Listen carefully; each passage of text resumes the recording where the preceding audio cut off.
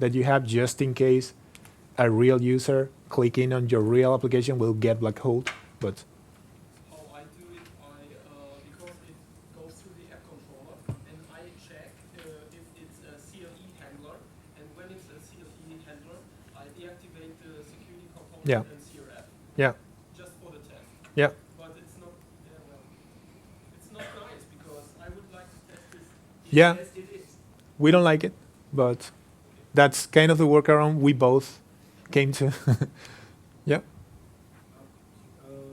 What if you have a variable number of fields? For example, a user can add 10 steps into something. You cannot use security. You cannot, yeah. I mean, it does not make sense because you don't know what to expect. It's like I'm creating a form.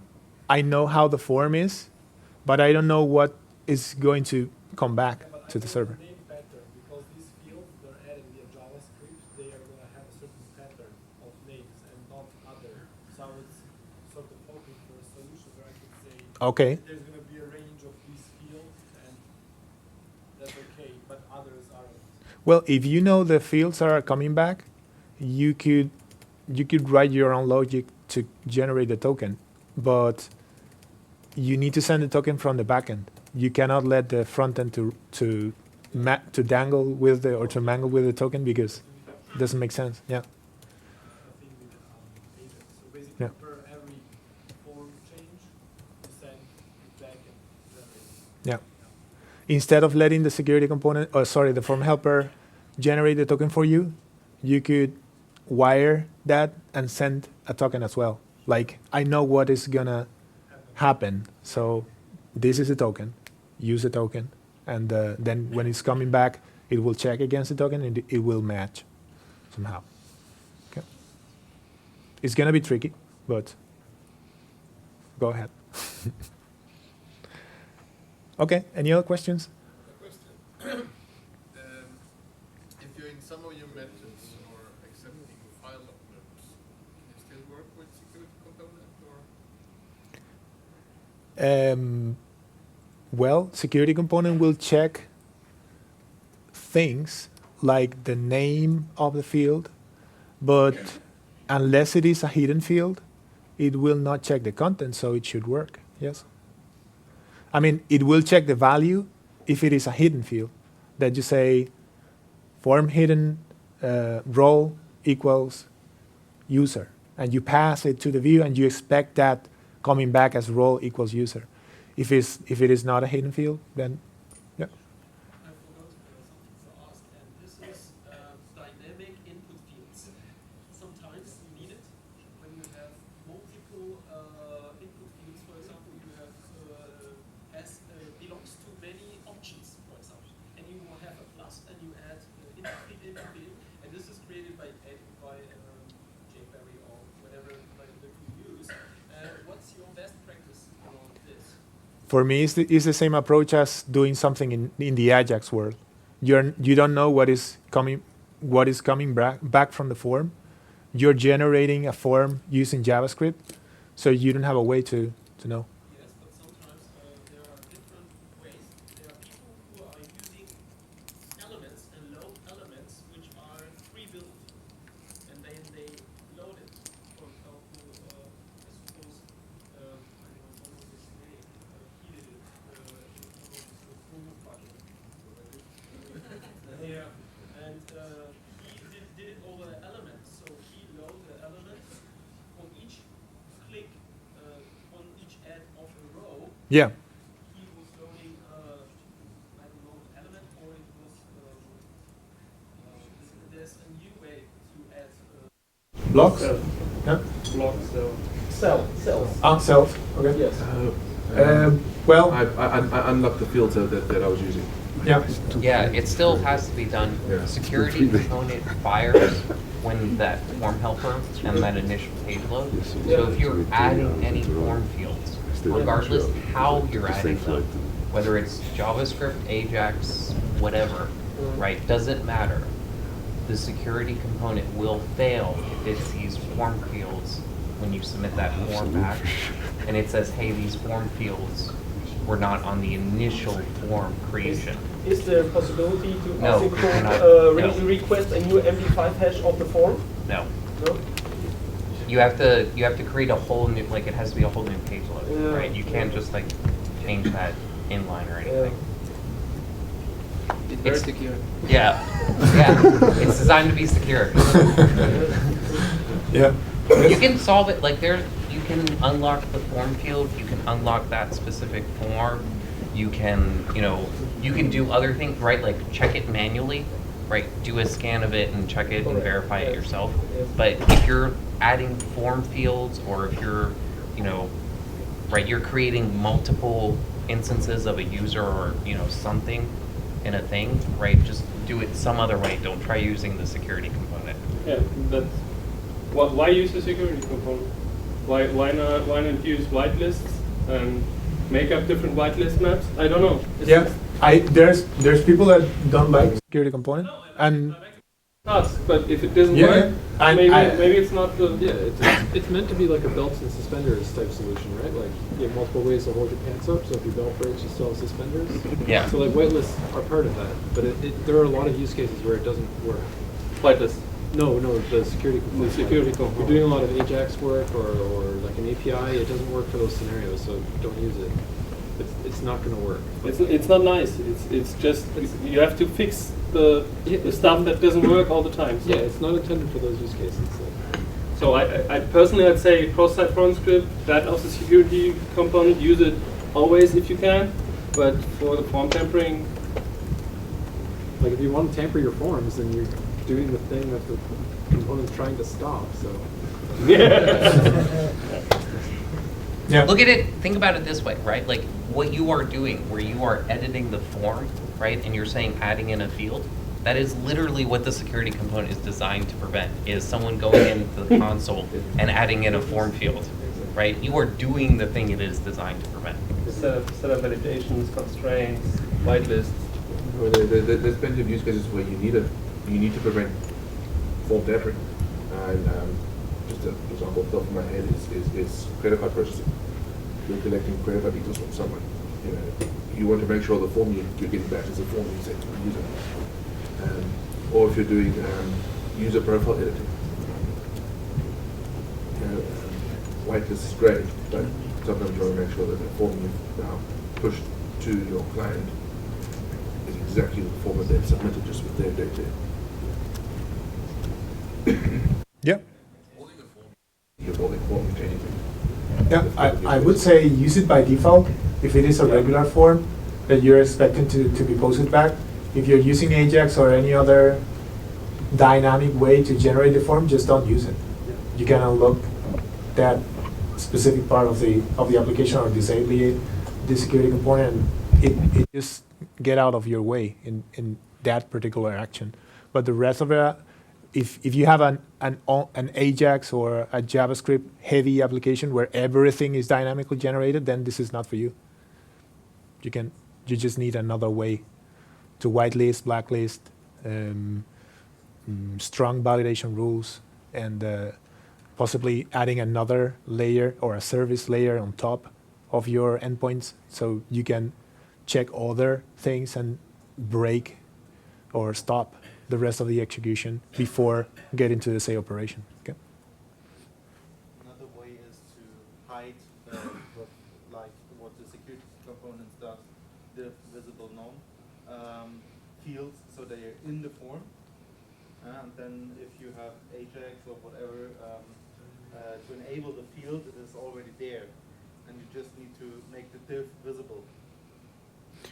Well, you can unlock one specific field, and security component will ignore it.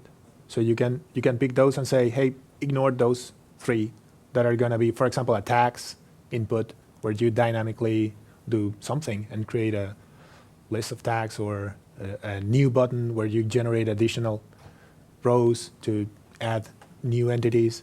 You just ignore that in the security and just take care of the rest of the fields, and then those you will treat them specifically, whitelist them, extra validation, things like that. Okay.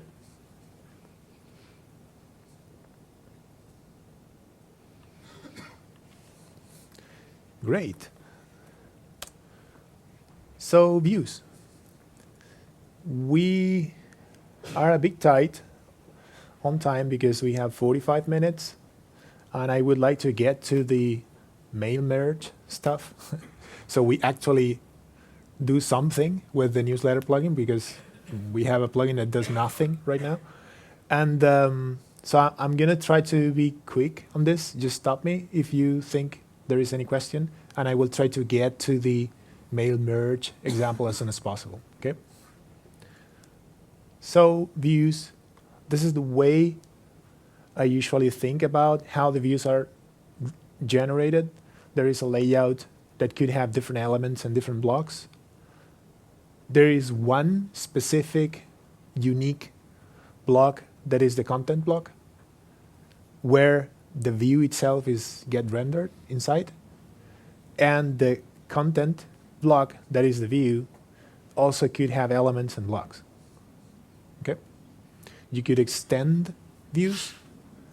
If you have a sub layout, you can extend it to have a different or any amount of extension behind all those sub layouts. Think about an application that has 2 columns, and you want to have a layout for 2 columns, a layout for 1 column, a layout for 3 columns, and a footer, things like that. You could create all those sub layouts and then extend those.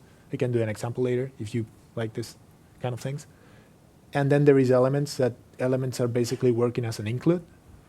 The elements will share the variable context of the view where it is called, but you can rewrite those variables when calling the element in case there are name conflicts, or you just want to use a generic element with generic variable names. I have a simple question on that. Yep. Maybe it just I didn't get it early when I started with Cake, but why not just use require on use elements? I mean, there was caching. I don't know if it's still in the elements part. It is, yeah. And that's the reason. Was there any other reason? Well, you mean why not using Just use an require. include or require? Well, there is another thing that is the rewrite of the variables that I think is useful, because when you could have an element that is expecting the variables in some way, some names for the variables, but you're calling this element from different places in your application, and you need to somehow match those variables expected by the element with the variables you have in different places. So I think that's useful for the element. It's useful, but it's also often I find that you have to just pass a lot of variables that match each other so that they just reappear because you lose the local scope. And Yeah, no one stop you using require. it's not bad practice. Why? Yeah, it's PHP. If I don't have a good reason, I always maybe just reply about it. Okay.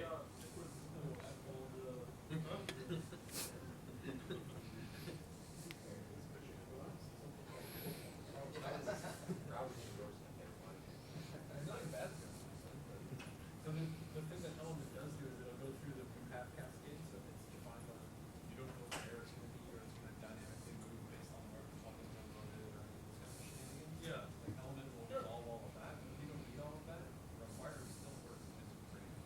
Yeah, okay. You don't care about it. No. Go ahead. Okay. So yeah, requires is an option.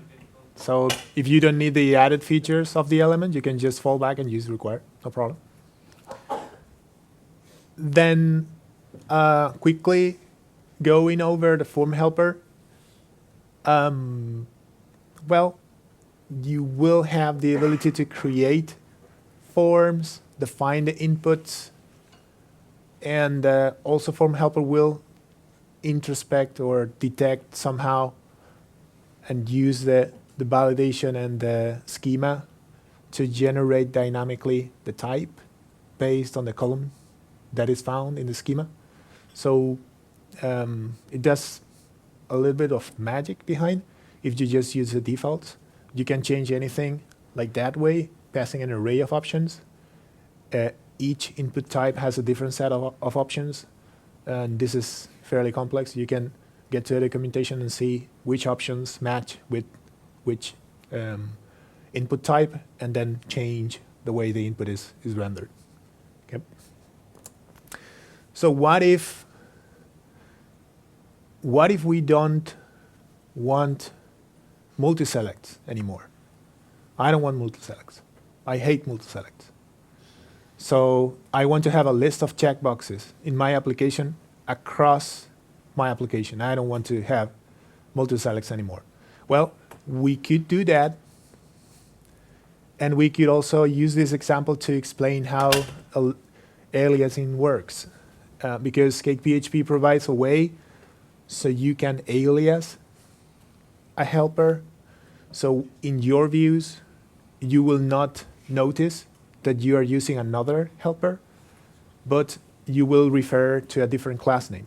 So this is a powerful way to inject or change the way your views are rendering using the helpers through a plugin or through added features coming from a plugin. Imagine, for example, a Bootstrap plugin that renders the HTML in a specific way, so then Bootstrap will pick it and display it correctly. The same for the FormHelper. So what we're going to do is let's create a FormHelper. We're going to alias this FormHelper. That is something that will happen automatically if we put the FormHelper inside the main application view. Or we can just use the view builder helpers to alias the FormHelper like that way. Okay? If we use helpers form and we pass another class name, the view that is generated will use that class name, newsletter.form, instead of the main one to render or to use as this form in the view. Okay? So let's do it.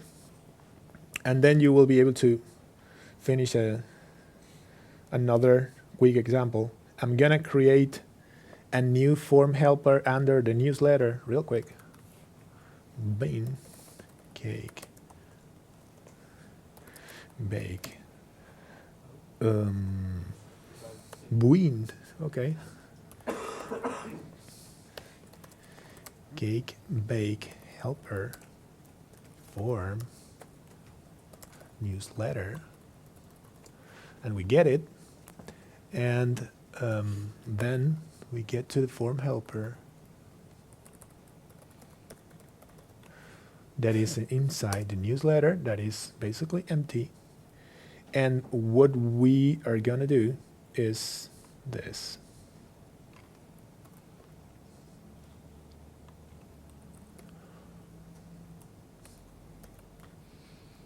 So we are overriding the select function that is one of the functions included here on the form helper. Because the name is the same, we need to alias the form helper as like this. Okay. And we extend the form helper, overwrite the select. The next thing we're going to do is we are going to use this application-wide. So in my, well, it could be, let's do it in the app view. Why not? So in my main application, sorry.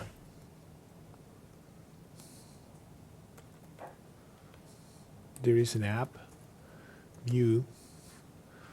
In the initialize, we are expected to load all the helpers we want. We could do this, load helper, newsletter dot form. We use the array sorry, not this way, form, and then we pass an array of options. I think it was that way. Correct me if I'm wrong. And the class name. That would be newsletter dot form. Okay. So if this works, and I go back here to edit, we'll get this. Okay. It's a trivial change, not super funny, but we know how to alias things. We know how we can override things on the FormHelper and customize it if we like. And we know also how to inject some external plugin, FormHelper or helper anyways, into our main application using the app view. Okay? That is the right place to initialize things that are going to be used across the whole application.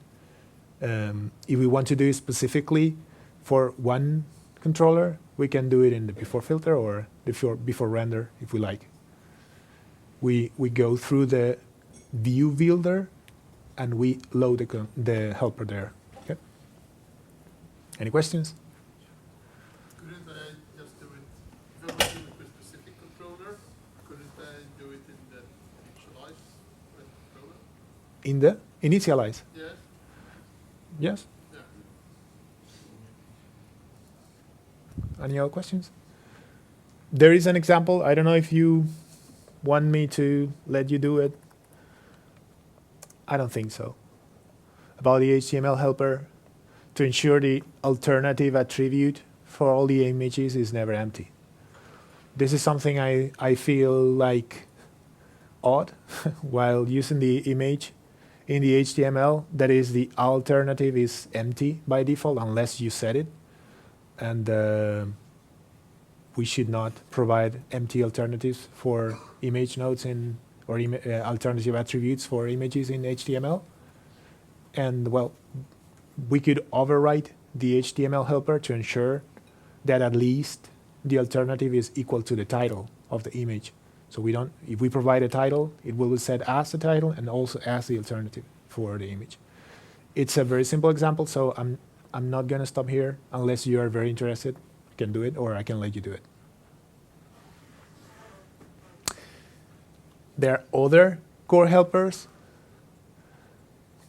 that do a lot of good stuff. I'm not going to stop here for too much because we have half an hour. And I would like to cover multi-language templates and mail merge. So, multi-language templates. What we want to do is to translate the templates table, the subject, and the body. So we will have a template, and we will have different versions in different languages for the subject and the body. And then we will use the appropriate version to each user, so we send the email in the correct language. Okay. So the first step is to be able to translate templates. I'm going to go through the example. Just stop me if you don't understand anything. We are going to use one specific behavior that is a translate behavior. That is one core behavior. The core behavior will require that you have an additional table. This additional table is already there in the dump. So if you imported, the dump is there available. Basically, this table will match any table in your application using the model and the foreign key. So in this case, the model would be templates, and the foreign key would be the ID of the template, so you can dynamically attach the record to any model and ID in your application. Then you have the field name and the content. Okay, the content will be translated in the specific locale that you have there defined. Okay. So we already have this table in the dump, but we need to set up the translate behavior and the translate trait. That is something We're gonna do it right now. So we want to translate the templates table, this one. So the first thing we're gonna do is we are going to add the behavior like this.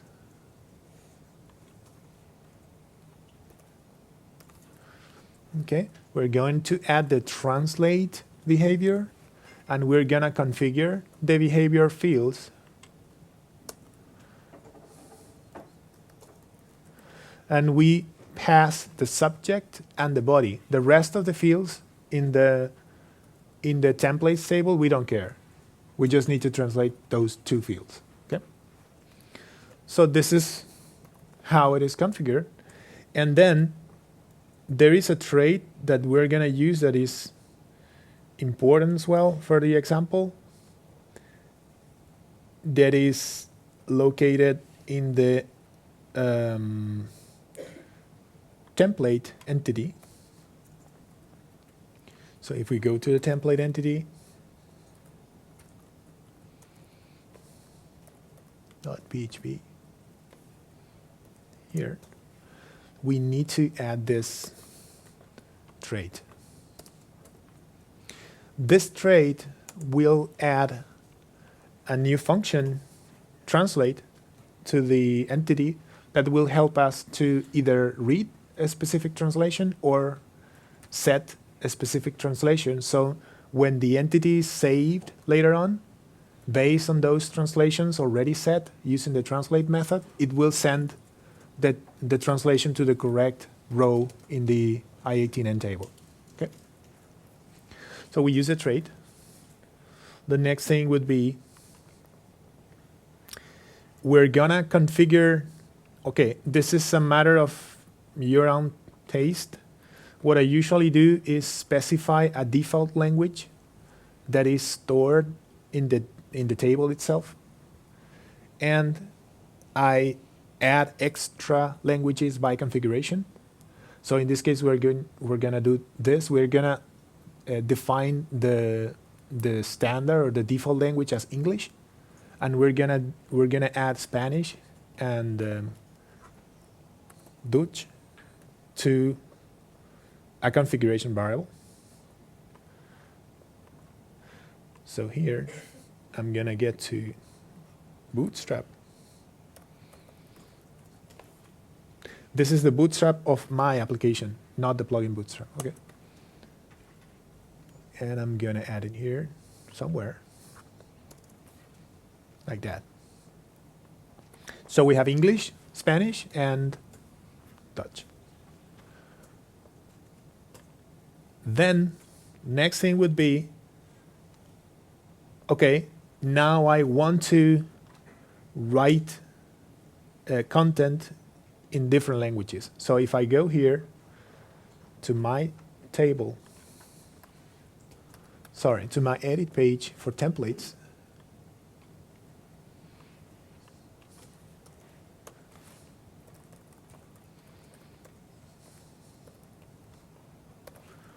like that. Ooh.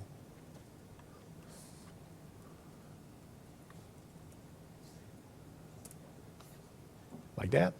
Okay, so this is a template. I'm gonna use variables like this in my templates.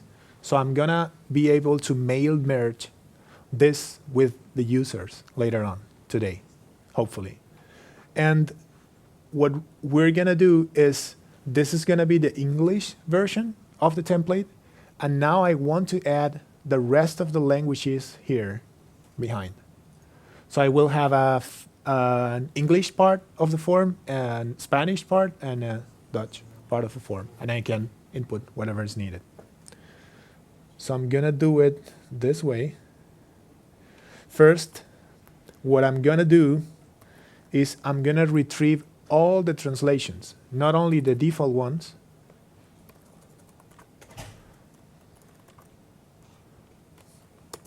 but if I go to the edit page here, you see I'm getting the templates here, the template here.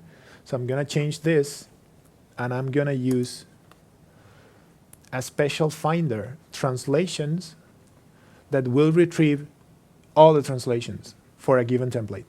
Okay? This is provided by the template behavior. You can go there and check the code if you want.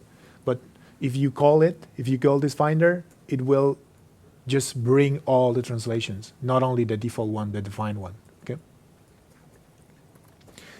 So we have all the translations now.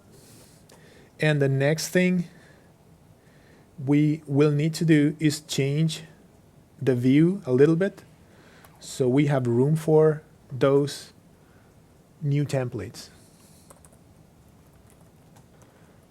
Templates, edit. Okay, so there we go. We're gonna change this. We're not that. So we will input the name, the active, like we did before. Then we're gonna add a tag for English and input the subject and the body for English. And then for each language,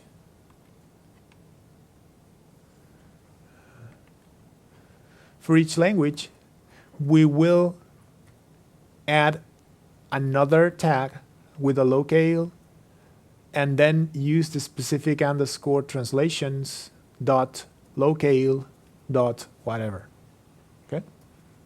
So we're gonna wrap all the translations under an underscore translations variable when we send it back to the controller. Okay. And then the last step is we need to do some tweaking on the way we generate the entity, so the translations are correctly placed into the entity. Okay? I'm doing this using an after rules callback in the templates table.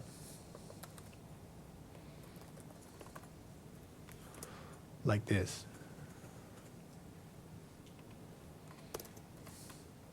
Okay.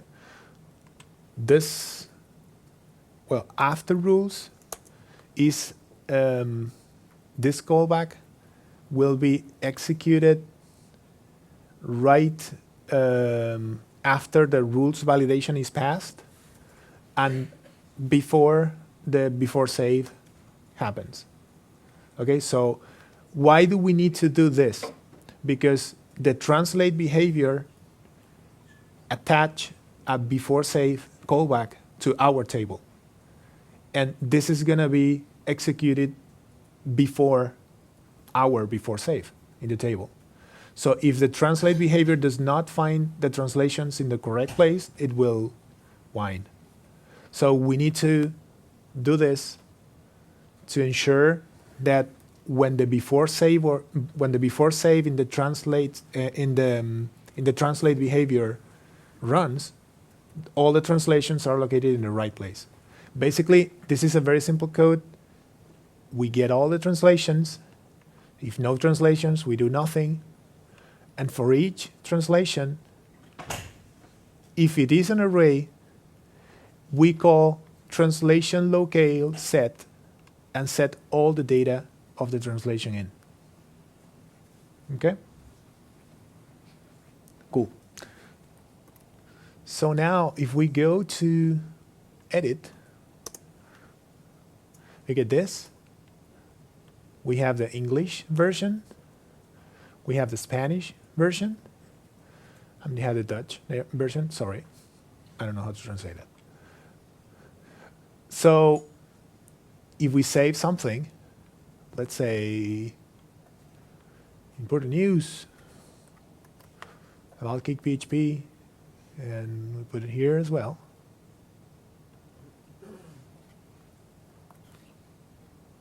And we save it.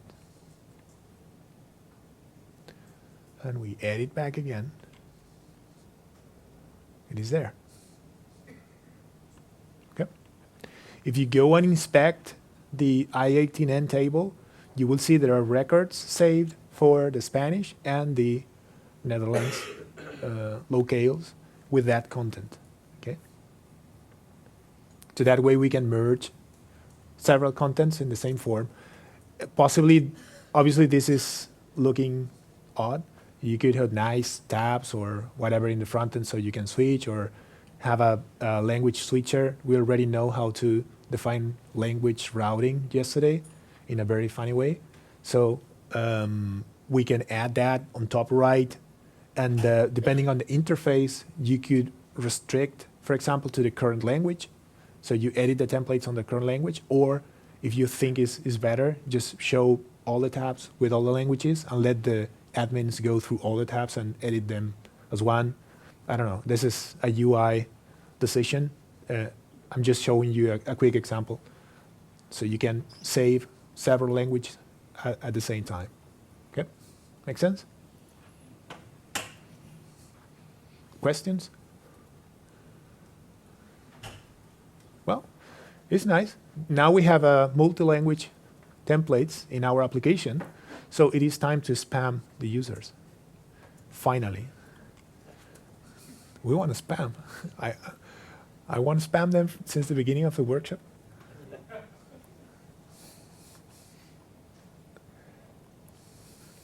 Okay, so we're done. Mail merge, the plan. First, all the code you will see here related with mail merge is wrong. We should not be doing expensive operations in time in a controller action, because it will fail because of a timeout or memory or whatever. This should be moved to a worker, some event queue or whatever, and then do that in the background where you have full control about the resources, the time, server, etc. But let's continue as an example. We're gonna create a new action campaign send ID. We will get all the users for the campaign. We will merge the template, and we will send the email. Okay. So first approach. We get everything using contain, and we filter it later. Okay. Why we need to filter it?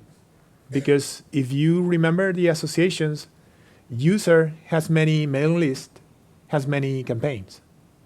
But we don't have any restrictions, so a user could be in 2 mailing lists, and the campaign could use both.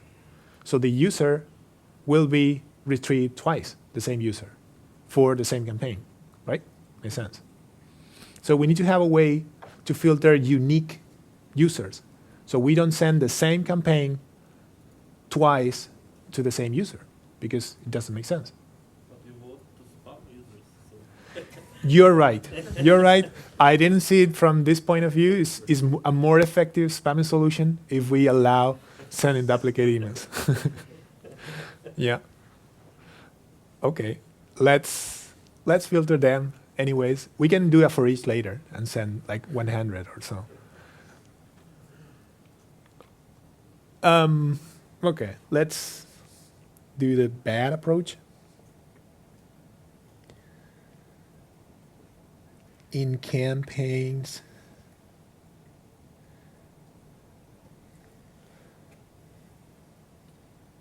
send in campaigns controller.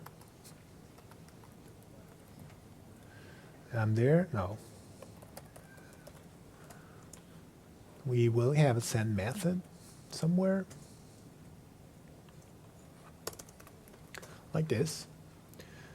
I'm not gonna use this yet, but makes sense that we only allow post in this operation, right? I'm gonna call the send method in the campaigns table, then I'm gonna flash if we succeed or if not. Can I use this? and render false, because we don't like to render. So then in campaigns table, I'm going to create our first baaad approach for sending emails.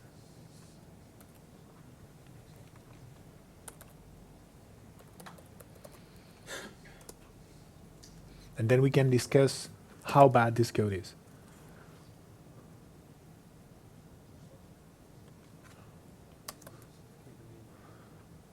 Okay.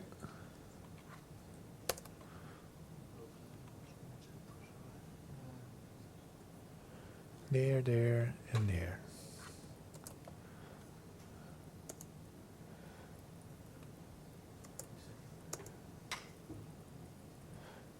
Okay.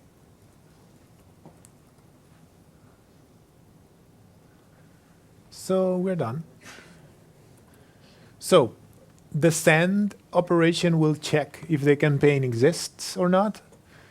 If it does not exist, we throw an exception. And we're going to find all the campaigns with this ID, and we're going to contain the templates, the mailing list, and all the users to the mailing list.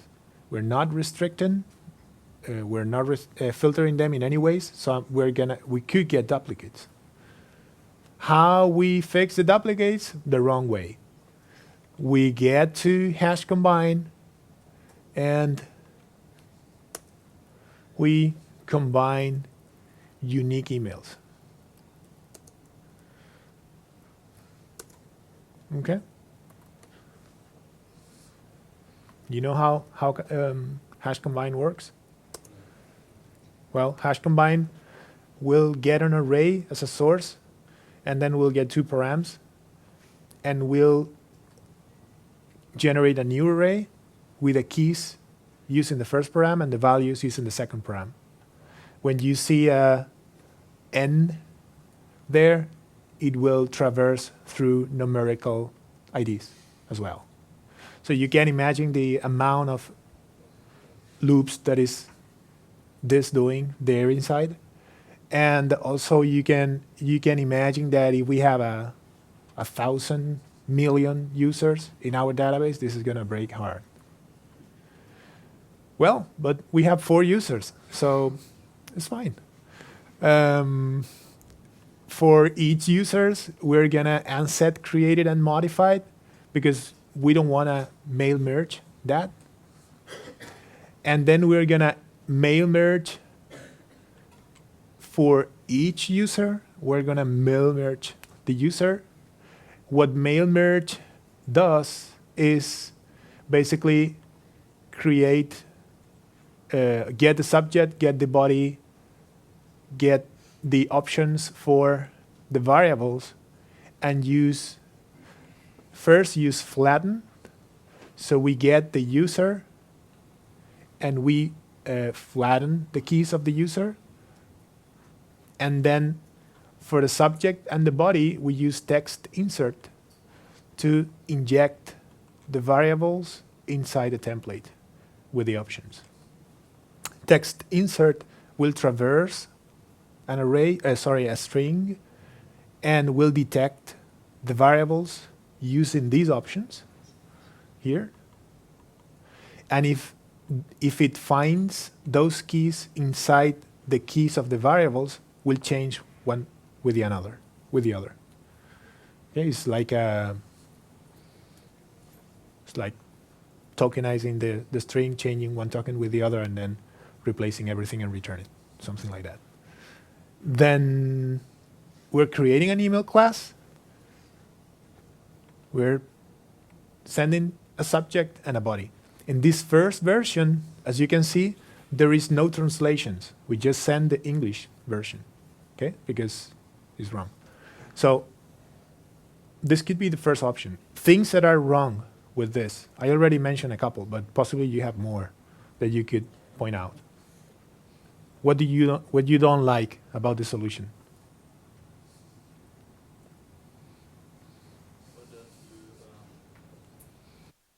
Make all the users into the recipients in class copy cards. because Google will not, well, any email server will reject that email. They have like a maximum of X BCCs. If you go up, if you send more than that, they will just reject the email. It's running on my server at the end, or isn't it? The BCC solution, like adding 1,000 users on the BCC. So hand it over to the mail server. Yeah, well, that's a solution. Why send one email per user? We can wrap, I don't know, X amount of users into batches, BCC the email, and let the mail server handle the load. Yeah, that's a solution. But I want to point you also the rest of the bad things. That's an improvement. Like, we could do it better if you're using your approach. What you don't like about the way it is done here?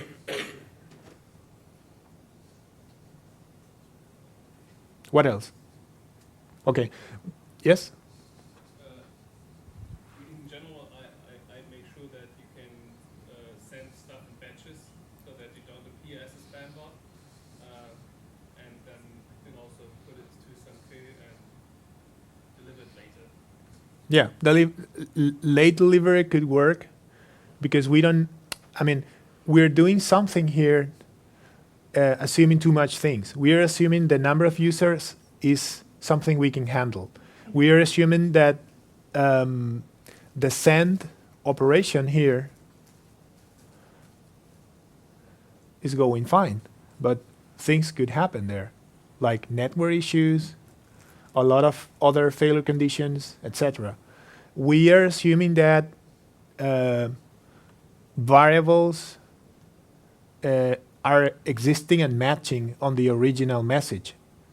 I would say, for sanity, we should double check before sending the email that there is no leftovers, like variables that were not replaced, because we don't want to send one of those emails, dear user or dear first name.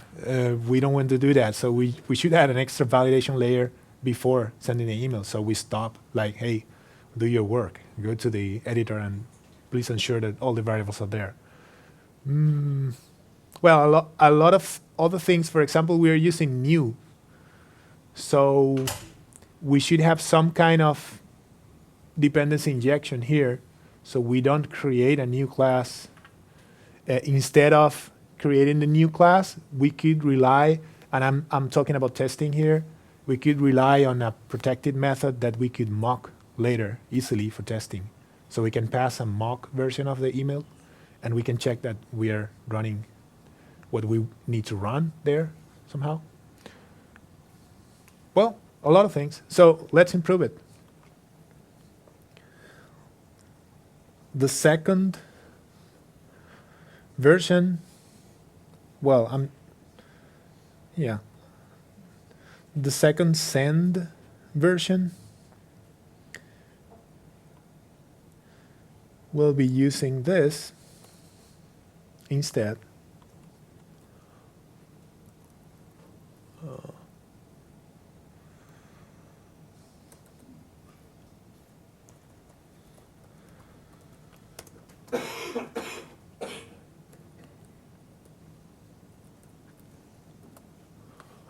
Okay, we're gonna, oops, it's not that good.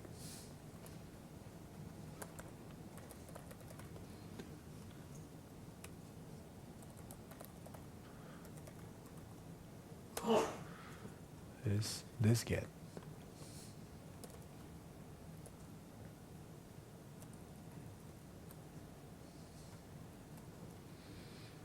Okay, the second version will use a custom finder, campaign unique users, and we're gonna pass a campaign ID to it. We need to create a custom finder in the users table.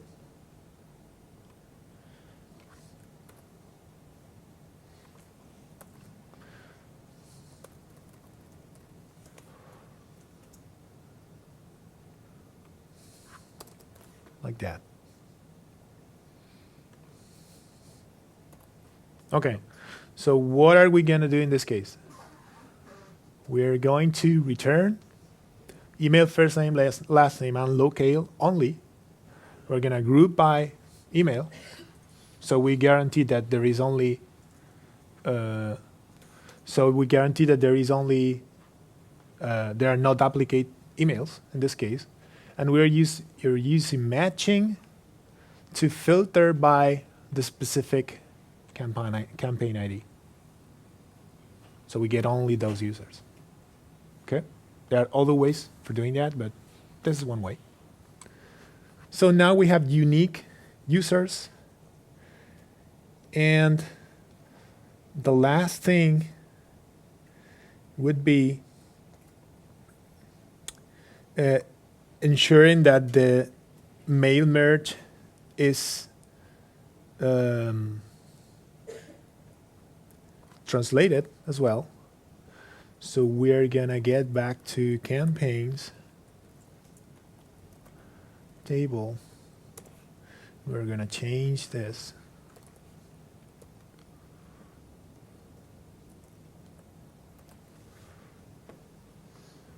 And the same way, we're gonna use the finder. For each user, we're gonna call email merge. And the difference is this. What? That's not the difference. The difference is this code here. So we are going to call the translation with the user locale. If the translation is new, we just use the default language. If not, we get the localized version of the template. So we will pick the Spanish version for the Spanish user. And the same code with after, before, the flatten, insert, and send an email. So what if we run this now? Campaigns, send one. Nothing happens.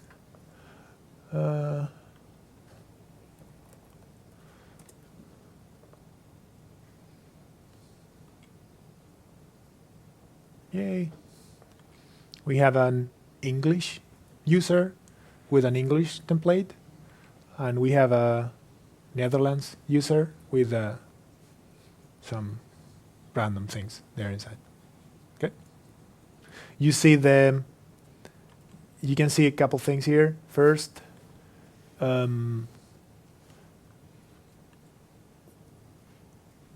improvements. We are sending both, but we are using markup in the text version. We could improve this. And the variables are injected in the template. So we are kind of mail merging. And we send 2 emails. Okay. So that's it for the email merge. Questions? Is there any reason why in your table insert method you are using 2 arrays? Why don't you use the object? Here, 117 line 117. making 2 array. Why don't you just look the object? We could, but because we just need an array to flatten it later and inject it on the template, I don't need an object. I just need to hide it false, get the array with the data, because I'm gonna flatten it later. Okay. See? Yep. Possible to use strings already translated with get text. Use it in the or reuse it in the content. Sure. Not to Sure. Yeah. You could also specify a special tag in the template, and you go to the get text to translate it, for example. Why not? But yes, the answer is more like how could we reuse the already translated pieces that we have in the static PO file, we could do that. Yeah, we could pass the results through double underscore, whatever, and get the translation coming from the PO file, from the get text into the template as well. We could think about double underscore in the template as a replacement for the injection variable. Any other questions? I think we are on time for the break. So if no questions, I'm done.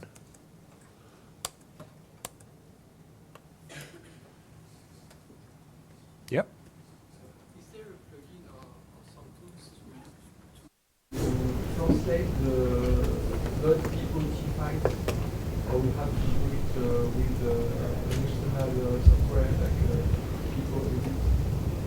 I usually do PO editor, and I know there are several projects where you can upload the PO file and either pay for translation or match against the existing translations. I don't remember exactly. I don't know if anyone remembers, but I remember some website where you could upload the PO file and then order a translation or just match with existing translations. Transifex is one.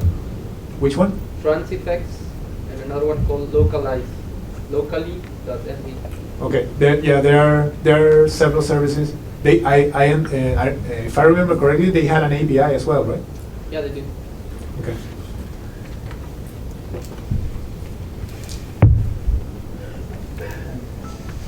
More questions? Yep. I have a question, but it's for the starting point of the presentation about the logs. I forgot to ask one thing, and that's, let's say we have to log 1 million records in 10 days, and we expect the traffic to go from a few hours a day. So obviously logs are gonna do heavy stuff on our hard drive. So just wondering, since you guys showed us the Redis and some other tools, maybe you have some better option than file system in these cases. So I just wanted to hear your experience. Maybe you know about a better solution than a file system.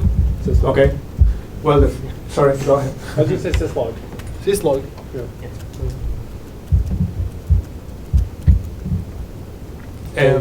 Yeah. You could use syslog, that is non-blocking. And then you could use any other of the tools available in syslog to send the logs to anywhere else. If you want to have I think Papertrail maybe is one of the services that you can just integrate logs from several different servers. So you can have just one view with all the logs there and do analytics and search, stuff like that. But you could also have your own kind of log stash server if you are a person that who likes to install things and fight with things until they work.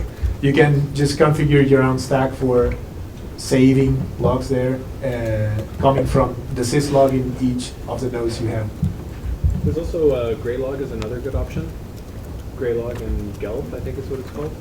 Okay. Those are good options. Graylog. Graylog. If you like to spend money, you can spend money on Graylog. Also, if you have lots of money, Splunk will take all of it. They'll take all the money you have.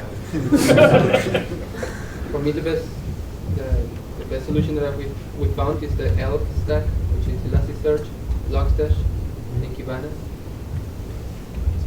Also, Logstash has a Graylog compatible filter that you can use. Yeah. You can just switch the engine and use syslog or anything. You can log to Slack if you want. Why not? That's a good idea. Yeah, let's do that, everybody. Take that, Slack.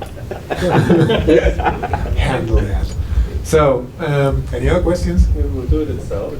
That should be the one in the new bake templates.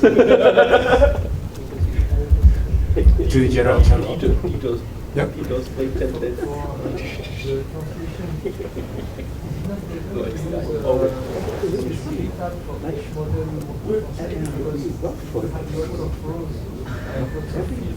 Yes. It would be better maybe to translate one or to generate another view, so you can let your translator is not going to be able to translate to all the languages. You will possibly have one translator per language because he's native.